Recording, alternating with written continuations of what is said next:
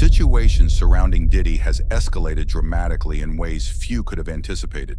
The videographer at the center of this controversy has come forward with a detailed statement, and major publications have broken the story wide open. According to reports from Deadline, Michael Ulysse, a self-described documentarian who was covering Diddy, has revealed that his footage was unauthorized for release by a third party during a 3-day period when he was out of state. In his statement, Ulysse made his position crystal clear. The footage in question was not released by me or anyone authorized to handle Sean Combs' material. It was released by a third party who covered for me for 3 days while I was out of state. This incident had nothing to do with any fee dispute or contract issue. The actions of the party involved reflect a lack of integrity every storyteller should uphold. Taking footage intended for our project to advance a narrative that was not our own is both unethical and unacceptable. The betrayal runs deeper than anyone imagined. Michael Ulysse, the primary documentarian filming this project for Diddy, stepped away from the assignment temporarily. During his brief absence, a third-party contractor brought in to cover those 3 days became the leak, the rat in Diddy's inner circle. This wasn't about money disputes or contractual disagreements. The videographer was being compensated directly by Diddy for his work. This mysterious third party, who either volunteered to cover or was recruited for the temporary position, gained access to approximately 140 to 150 hours of footage. They recognized the value of this material and knew exactly who would pay for it. Netflix and 50 Cent. The leak was calculated and deliberate. Diddy had rats in his camp right up until the day of his arrest in November 2024, and now as we approach 2026, the full extent of this betrayal is coming to light. This footage has been secretly sold to Netflix and 50 Cent, and Diddy's legal team must be absolutely furious about the infiltration. Diddy's legal team has hinted at potential litigation over the footage, issuing a stern letter that reads, "As you are undoubtedly aware, Mr. Combs has not hesitated to take legal action against media entities who violate his rights. They've responded to allegations that the footage was stolen and to claims that 50 Cent and others involved were influenced by their bias against Diddy. However, Netflix fired back decisively, stating that the claims being made are false.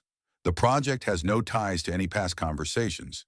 The footage of Diddy leading up to his indictment and arrest was legally obtained." Whoever this third party was, they were meticulous in covering their legal tracks. Netflix ensured they weren't exposing themselves to legal liability. This means Diddy's cease and desist letter fell completely flat. Thousands of dollars wasted on legal posturing.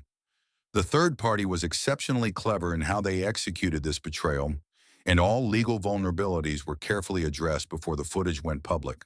The logistics of this leak raise compelling questions. Who exactly is this third party? How did they manage to transfer 140 to 150 hours of footage from Michael's system? Did they use USB drives coming in day after day, copying files and walking out with the evidence concealed in their bag? The legality of their actions creates a fascinating gray area. Surely taking Michael's footage without his explicit consent constitutes theft. But was there anything in the temporary coverage contract prohibiting such actions? Was there documentation stating, "I've agreed to cover for 3 days, but I cannot take, copy, or distribute the footage"? Probably not. It's likely they missed this critical protection clause or simply forgot to include such language in what should have been a standard non-disclosure agreement. The videographer Michael Ulysse has now publicly spoken out, and there's compelling reason to believe his statement was not entirely voluntary. Despite being incarcerated, Diddy maintains significant influence and can still orchestrate public relations moves through his team. Reports initially surfaced suggesting non-payment was the motive behind the leak, but Ulysse's statement directly contradicts this narrative. "There were no pay issues, Diddy paid me." It wouldn't be surprising if Michael felt pressured to issue this statement, if Diddy's team reached out and instructed him to clarify the situation to protect Diddy's reputation. However, even this clarification doesn't significantly improve Diddy's public image. Stories have emerged about Diddy pursuing a $1 billion defamation lawsuit against Netflix, which would rank among the largest defamation cases in legal history.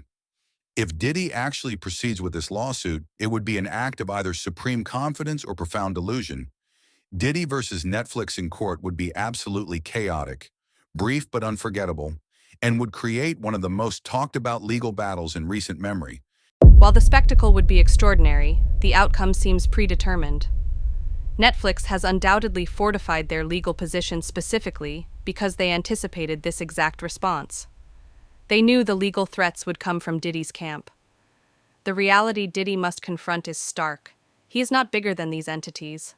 He's not bigger than Netflix, a juggernaut currently benefiting immensely from his name, with the documentary ranking #1 globally, and new footage and episodes reportedly on the way, according to 50 Cent.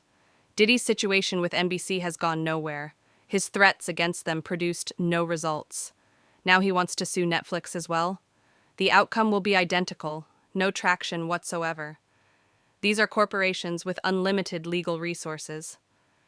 Diddy wasn't even bigger than Daphne Joy and Cassie, who played instrumental roles in his downfall. And yet he believes he can take on NBC and Netflix simultaneously? Right now, he's in Fort Dix, allegedly smuggling alcohol, making unauthorized three-way phone calls, and having his prison privileges extended as punishment. There will be no presidential pardon. If he were truly bigger than this situation, there would be no criminal trial. Everything would have disappeared after Cassie's lawsuit. He wouldn't be in jail right now. He thought he was bigger than the game, but the game has definitively proven him wrong. Meanwhile, 50 Cent is experiencing a massive resurgence. Beyond the new footage he's obtained, his music streams have skyrocketed, generating substantial back-end revenue from Spotify and Apple Music. He's winning on every front. His other television production, I believe it's related to gang culture, possibly titled Gangland or something similar, is also performing exceptionally well. The man has proven himself a masterful director and producer. His own programs have achieved tremendous success, allowing him to reach new levels of professional achievement while Diddy remains incarcerated. I believe Diddy will be in jail significantly longer than many anticipate. He won't be released in 3 years. He's attempted to expedite his appeal process, which is scheduled for spring, April or May of next year. That's when we'll see his appeal trial, which I believe will last approximately a week. I predict that appeal will also be denied. The impact of this Diddy documentary has been absolutely devastating for him.